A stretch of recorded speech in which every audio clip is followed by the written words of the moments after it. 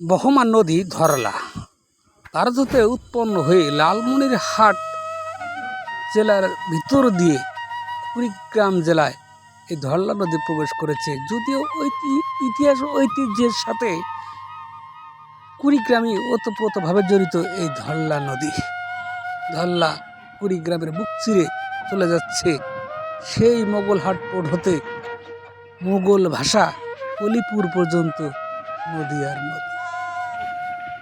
এই নদীর সাথে আমি সেই মোগলহাট থেকে পরিচিত। মোগলহাট পোর্ট হতে মোগল ভাষা অলিপুর পর্যন্ত এই নদী আমি পরিচিত। আমি দেখছি, জানছি, ধরলার চিরচেনা রূপে মুগ্ধ হচ্ছি প্রতিদিন। মোগলহাট হতে শুরু করে এই মোগলহাট বাজার ঘেঁষে ঘেঁষে এই নদীটা চলছে। নদীর দুকুল ভাঙছে অনবরত, এক কুল ভাঙছে তো আর এক কুল গড়ছে। এই ধরলা ধরলা নিয়ে কত গান, কত কবিতা, কত আনন্দ বেদনা স্মৃতি এই ধরলার এপার ওপার মানুষের মুখে মুখে তার ইয়াত্তা নেই।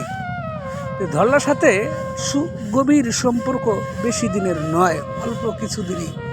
ধরলার মতিগতি আমি এখনো সেভাবে বুঝে উঠতে পারিনি, কিন্তু ধরলার চিরচেনা রূপে আমি প্রতিবারই মুগ্ধ হই এই ধরলার জীবন ধারণ তথা প্রবাহ।